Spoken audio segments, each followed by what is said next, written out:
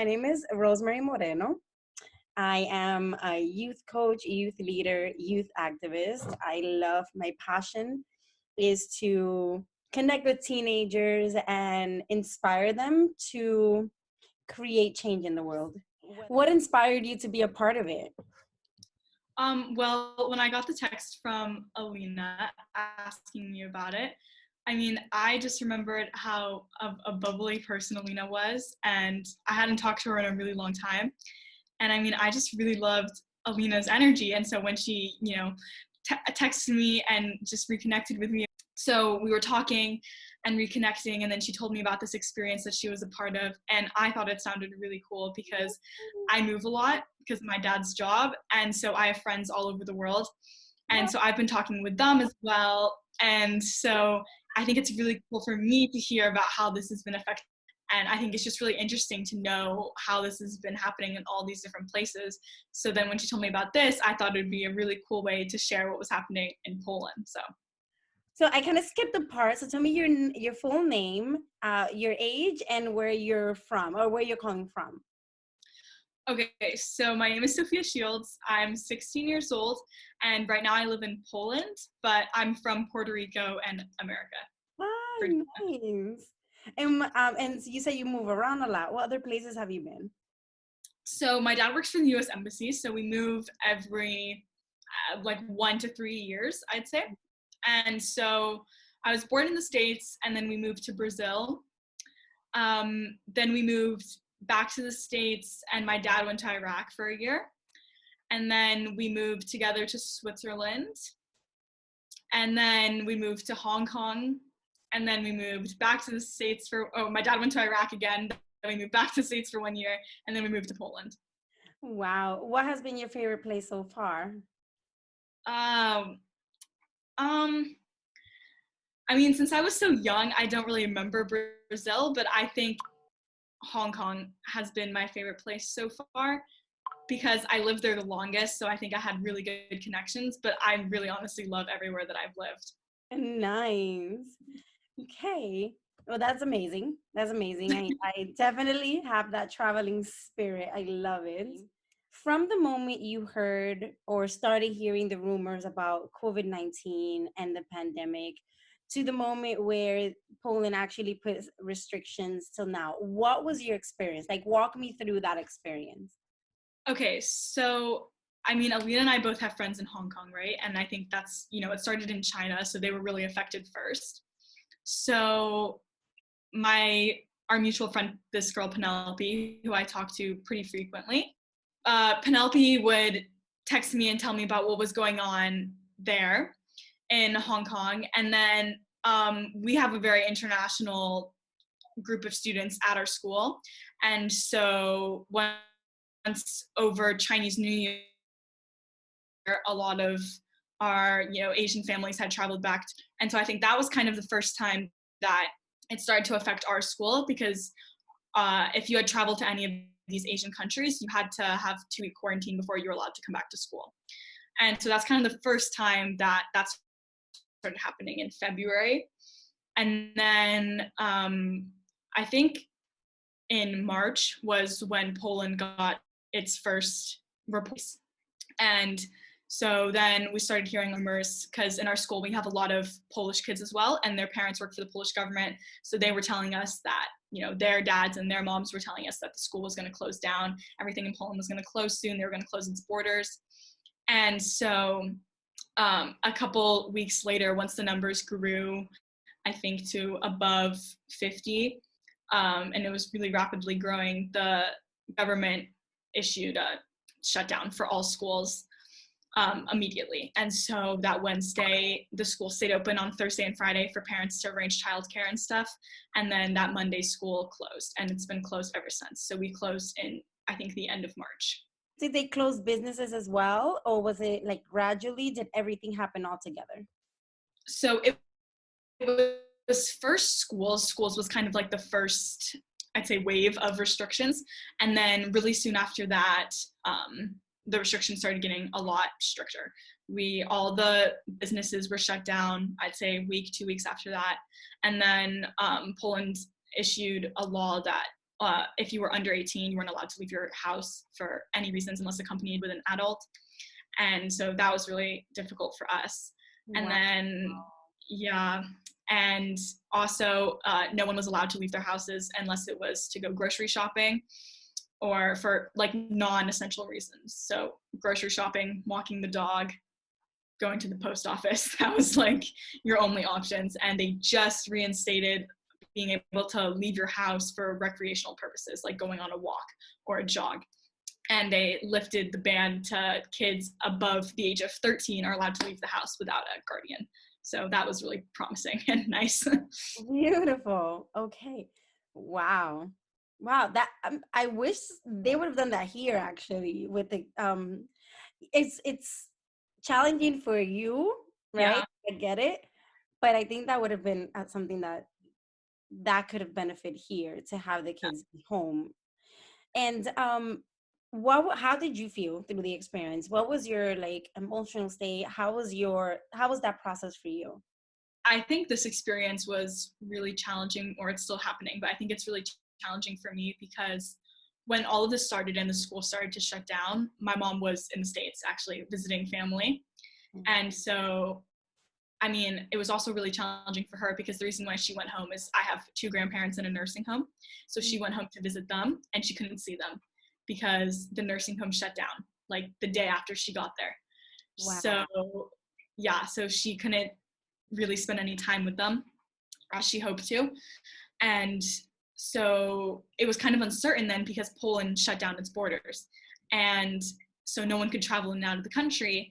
And America, they also shut down their borders. So my dad and I were kind of freaking out about how my mom was going to get back.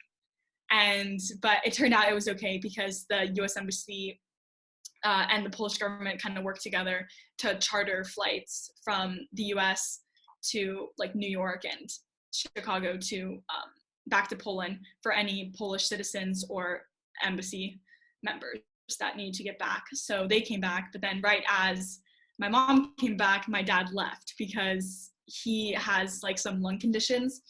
And so the doctor here said that it would be better for him to go back to the States in case he does get COVID, that his medical care would be better. So the Wow. day that my mom was flying here, my dad flew back to the States. And so he's been there ever since. So I think that's been really difficult for me not being able to see him. Mm. And I mean, on top of that, I can't see my friends. And so I think that's been really lonely, as well as I have so much stress because I know it's really different from school to school, but my school, we have normal schedule of classes, just Zoom call for every class. And we have a lot of homework and tests. And now I have to be accountable for all my learning at home. And so I think it's really difficult to do that by myself. And, it's just me and my mom here. I don't really have any interaction. I don't have siblings. So with any kids my own age, other than just me calling my friends. So I think it's been really lonely for me. Wow. Wow. Well, my son has the same experience. His school, he still has normal schedule, also through like video conference, and he gets a lot of work, Yeah. more than regular. Yeah, I think is their way of keeping the kids busy, but he gets a lot. He spends most of his days studying or doing some type of assignment, and I I know that it's been difficult for you guys. What has been your fear? Like, do you have any fear of the future through this? Like, what has been your mental process? So this is kind of academic, but this is one of my biggest fears is because I'm in an IB program. So the classes it's 2 years long classes. So I have the same class for 11th and 12th grade for all my classes. And so we're losing a lot of time. And like, even though we are learning at home, this is a lot of crucial time because at this time we would practice having like mocks of the end of year exams that we'll have next year. And so we're not going to get that experience because it's all been canceled. So it's just kind of my fear. And these classes are really challenging for me to, learn at home by myself. And for sciences, we can't do labs and stuff like this that are kind of crucial parts of the learning process. And so I'm just really scared that come time next year, I'm not going to do as well as I could have because of all of these things. Yeah. What grade are you in? 11th grade. 11th grade? Yeah. Yes. I've had different conversation, and I think the most challenging ones will have been my seniors. Yeah. They are totally losing out on the experience that you wait 4 years to have, which is being a senior, kind of go to school but still lay back, get ready for prom, the whole nine, and everything here has been canceled. So there's no prom, no gatherings, and that has been especially difficult for the seniors. Walk me through a typical day. Like when you wake up, tell me what is your typical day at home? Okay, so I wake up pretty early because we have school, right? So around 8:30, I guess. And then my school actually did shorten the classes, so they used to be an hour and a half, but now they're only an hour because I mean it's kind of hard to be looking at your computer for that long. Mm-hmm. So school lasts like the classes last from 9 to 2:30.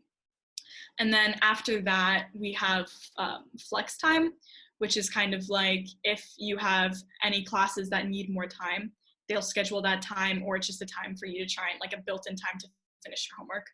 So I'll usually do some homework then, or I'll have meet with teachers one-on-one at that time. And then I'm trying to stay active and healthy. So I'll usually go on a jog or do some at-home workouts then. And then during this time, I've actually been involved in a lot of other projects as well. I tutor kids in math over Zoom, elementary school kids. Yeah, because in elementary school, they don't have computers, right? So they can't really do online school. So their quality of learning has really decreased the most, I'd say. So a lot of the moms were really anxious about their kids are missing out on, half a year of school. And so my friend started this, we started this math tutoring kind of thing. So I tutor 3 kids. And so I do that 4 times a week. So I usually do that after school for an hour. And then I have a lot of homework to do and studying usually. And then I'll try and build in some time to call a friend so I don't feel so lonely, and I'll be able to talk to someone about my day and stuff.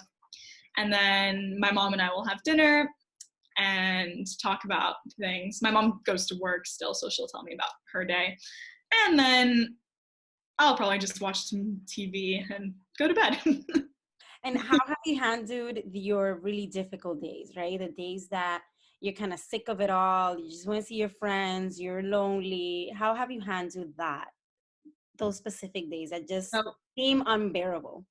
I think, so this is kind of a side thing, but then I'll get to your question. So during this, one of my best friends moved away last year. She moved back to the States, into Virginia. And so I've really missed her. And I think this year has been really challenging for me without having her there. Mm-hmm. But then because I have all this time now, I'm able to call her so more frequently. And so I think honestly calling her is what I do, because it's just, I've been able to really reconnect with her. I call her at least twice a week, really frequently. I just called her last night. And so I think whenever I have a really challenging day, I'll call her, and she always just makes me laugh and makes me feel better. And I can just call her for hours, and it really just makes me smile. So that's what I do. Wow, that's great. Oh, that's such a blessing. Yeah. To have someone you can call and connect. Beautiful. I have, during this process, I have been thinking about a group of kids or young leaders that are probably in situations that are not favorable, right? That are possibly in neglected homes, or homes where it's not healthy for them emotionally, but they don't have school to run to, or a basketball court, or a youth center. What would you tell these kids? What would be your message for this group of kids that are pretty much stuck at home until this is over, and they have to deal with whatever situation that they're living in? So, I mean, I think that is really a really difficult situation. But I think the only advice I would have is try and find something that kind of separates you and what you can really feel passionate about. I know that's hard in your own home, but like for me, I've gone really into fitness as well, and so I've been doing a lot of home workouts, and that's something I do by myself in my room.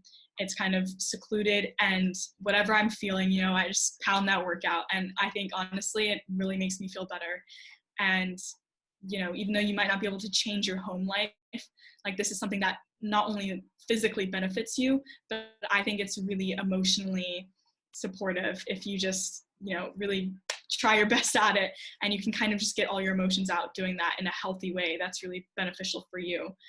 And also just kind of, I guess, try and find a safe place that if you can in your own house, if that's doing exercise like I just suggested, or even like what I do, call a friend. I think that's it's really important for you to have ways to escape within your own house. So during this process, what are things that you think you've learned about yourself that you wouldn't have if, because we're so distracted with life, yeah. we rarely get a chance to kind of be with us. What are things that you've learned about yourself? So I consider myself as a really extroverted person. I think I really feed off of other people's energy. And that's why I think this process was so difficult for me in the beginning, because I couldn't see my friends. I couldn't really interact with anyone except my mom. And so, I think that was really difficult for me. Like, I love talking. I love just, being with other people and hanging out. And I couldn't do that. And honestly, like calling someone, I mean, it's good, but it's not the same. And so I think that was really difficult for me. But I think throughout this process, I've really learned how to just be alone and how to have fun by myself. And so honestly, I think that's a really valuable thing that I've learned, because before, like sitting by myself at home, that was just not an option for me. Not something I wanted to do. Non-existent. What is your message? What do you think we can learn globally from this, right? So we're all going through this. It's a global situation. What do you think we can learn as humanity as a whole? What do you think is the message for us? So, I mean, I think this has been talked about a lot, but, like no one, we're all in this, we're going through the same thing. Like no country is exempt. No group of people is exempt. Like everyone has an equal chance to get this disease. It's affecting everyone, it's affecting everyone's home life, everyone's work life, everyone's mental state. Like everyone is getting through this together. And so I think that is just a really good message, that we're not that different as people really make us out to be. Like this is country to country, every group of person, every, nationality is going through this together. And I think it's, this is so cool because you get to share stories from all around the world and see how close we are and how connected we are. And, my experience may not be completely similar to an experience of someone in New York or someone in China, but it's still, we're going through the same, mental state, the same feeling of feeling alone. And so I think it's just really, a good message to see how connected we all are and how similar we all are, because we're all really dealing with this in the same ways. That is exactly what I have been seeing, like as I go through these interviews, I've noticed that it doesn't it doesn't matter, if you're in Costa Rica or Poland or Hong Kong, we're going through the same thing emotionally. I never thought that going outside would be like something that would make me so happy, and being able to go outside, and like I'm just so much more, I think, appreciative, and I'm so much more like my senses are so much like heightened when I go outside. I'm like, wow, I never noticed that before. And just like even seeing other people when I'm jogging, like another person jog by me and smile at me, like it makes me so happy. Like, and that was never an experience I had before. Yes, and imagine when you finally get to be with your friends, how much Yeah, better that experience is going to be. yeah, I'm excited. We get to look forward to that, and and we get to just keep that thought in mind while we're going through this process. yeah, Wow, Sophia, this has been so much fun. Thank you so much for connecting with me. yeah. So in 5 years from now, if someone wanted to find out how was it for us in quarantine 2020, this is something that they can go to and they can see. and aside from the media, because the media will of course will have like a gazillion content out there and social media. However, I want to show how what happened in the homes. I want to Yeah. show what happens in the real, like in the homes of hundreds of people during this time, especially teenagers. Thank you again, Sophia. Thank you for your courage. Have a great rest of your day. And if Thank you have a you. last message that you want to share with your fellow peers. Well, I just think that I think this is honestly like the most craziest experience I could have imagined. I never thought I would be going through my junior year through something like this, but I think it's really just taught us all to appreciate things more that we have and appreciate our friends and the time we get to spend with them. And like we said, going outside. And so I think it's just really made me more grateful for everything that I have and everything that I get. Because when that was all taken away from me, it really affected me. So it makes Yeah. me appreciate them more. Beautiful. Thank you so much. And yes, now is a chance to appreciate life once we start easing back into normal or our new normal. We get to appreciate every moment. Well, enjoy the rest of your day, enjoy your week. Don't forget to send me your picture and your email. Okay? Got it. Have a Yes. great rest of your day.